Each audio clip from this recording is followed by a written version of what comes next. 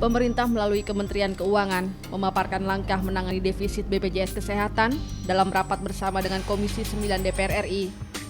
Langkah pertama adalah pencairan dana cadangan Program Jaminan Kesehatan Nasional (JKN).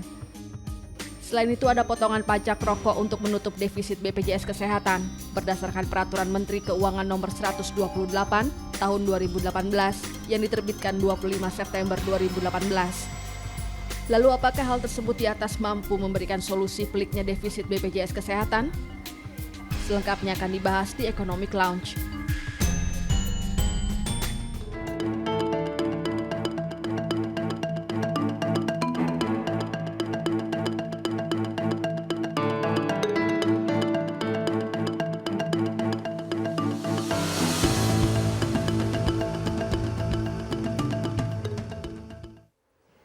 Pemirsa, apa kabar? Jumpa lagi bersama saya Afiliani dalam Economic Lounge with IC yang pada malam hari ini akan mengangkat topik defisit keuangan BPJS. Dan bersama saya Bapak Irfan Humaydi, Sekretaris Utama BPJS Kesehatan, dan juga Bapak Berli Martawardaya, ekonom dari Indef.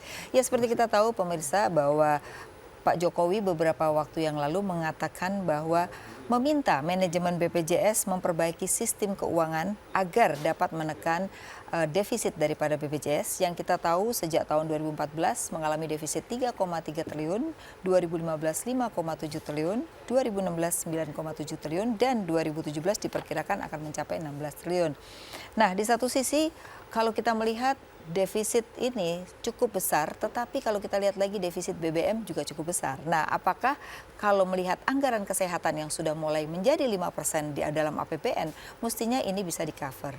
Nah, apakah yang harus dilakukan oleh BPJS dengan adanya defisit ini, ataukah memang pemerintah perlu memikirkan bahwa defisit ini tidak mungkin dikurangi dalam waktu pendek? Untuk itu saya akan membahasnya. Ya, selamat malam Bapak-Bapak. Terima kasih sudah hadir ya. Nah, ini yang sekarang lagi banyak dipanggil nih Mas Berli adalah BPJS gitu ya. TV sana sini manggil-manggil gitu ya. Karena ternyata kita sudah melihat beberapa tahun ini terjadi yang namanya defisit ya. Memang dulu ada pembahasan bahwa ini harus hati-hati akan terjadi yang namanya moral hazard apabila tidak ada prasyarat-prasyarat yang diberikan untuk BPJS ya, khususnya adalah pesertanya, termasuk rumah sakitnya begitu. Yang kedua juga kalau kita lihat tiap 2 tahun harusnya tarifnya itu ditinjau kembali untuk kenaikan. Nah, mungkin saya tanya dulu pertama adalah kalau kita melihat yang namanya asuransi itu ya, model asuransi lah kalau kita lihat. Nah, BPJS ini memang agak berbeda ya. Nah, pesertanya cukup banyak, sekitar 204 juta ya, pusat dengan daerah begitu ya. Dan yang di-cover oleh pemerintah sekitar hampir 120 juta pusat dan daerah juga ya, Pak ya. Nah, mungkin bisa disampaikan dulu kinerja apa yang menyebabkan defisit ini dulu, Pak. Iya, tadi menarik terkait dengan asuransi gitu ya. Betul. Jadi kalau mungkin dalam ekonomi kalau kita menjual suatu produk itu pastikan menghitung dulu harga pokok penjualannya, COGS, lalu mungkin profit marginnya, lalu keluarlah price-nya. Betul. Nah, dalam asuransi juga komersial biasanya juga menghitung dulu projected cost-nya berapa, lalu ada loadingnya berapa, pricing-nya berapa. Nah, sebelum BPJS Kesehatan berdiri, DJSN sudah menghitung. Oh, sudah hitung sebenarnya ya waktu awalnya. Sudah dihitung, sudah diajukan. Paling kecil waktu itu untuk PBI 27.500. Itu yang paling kecil ya, yang kelas 3-nya ya? PBI. Oh, PBI-nya, penerima bantuan iuran. Itu sebelum BPJS berdiri. Tapi pada saat itu kondisi fiskalnya belum memungkinkan sehingga ditetapkan PBI itu 19.225. Oh, 19.225. Artinya sejak awal sudah ada gap, itu baru PBI. Nah, di tahun 2015 DJSN kembali mengusulkan berdasarkan perhitungan aktuaria. Jadi memang kita harus percaya kepada perhitungan aktuaria. Betul, dan khususnya 2015 sudah menggunakan data experience di 2014 karena sudah mulai. Betul. Udah kalau kelihatan berapa yang klaim segala macam. Kalau 2013 oke lah belum ada pengalaman karena masih lihatnya yang askes saja. Nah, begitu 2015 itu berdasarkan experience 2014 dan proyeksi ke depan. Nah, dihitung oleh DJSN para ahli dari perhitungan aktuaria paling kecil 36.000. Paling kecil ya paling setelah kecil. Itu ya. Nah, ditetapkannya pada tahun 2016 23.000. Itu udah gap lagi ya. Gapnya itu pun besar itu. Kalau 23.000 dibandingkan dengan usulan 2013 yang 27.500 masih lebih kecil. Masih lebih kecil lagi. Iya kan? Jadi di situ ada gap, itu baru PBI. Jadi kalau kita lihat defisitnya itu sudah sesuai dengan gap yang dihitung waktu itu, kurang lebih? Kurang lebih, kurang lebih. Okay. Jadi kalau misalnya sekarang disampaikan bahwa penyesuaian iuran itu sebenarnya menyesuaikan dari usulan yang beberapa tahun lalu. Sudah ada hitungan aktuarianya ya sebenarnya. Bahkan dalam peraturan perundang yang berlaku, itu tadi sudah disampaikan 2 tahun sekali ditinjau ulang. Betul. Nah, dari mulai 2016 sampai dengan saat ini belum ada lagi. Ya. Artinya yang usulan DJSN di 2015 boleh jadi berubah lagi tuh. Dan harus ikut aktuaria yang baru dong ya. Iya. Minimal inflasi aja udah tambah minimal besar. Kalaupun kembali ke yang 2015 saja, usulan dari DJSN itu sudah cukup membantu dan itu sudah diproyeksi. Defisit lah ya. Tapi yang perlu digarisbawahi begini.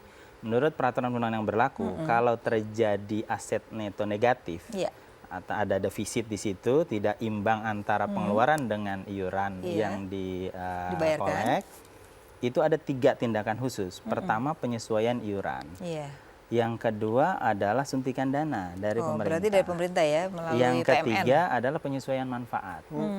Nah, di 2016 penyesuaian iuran dilakukan, tapi tidak sepenuhnya sesuai hitungan. Ada penyesuaian. Lalu suntikan dana ada juga.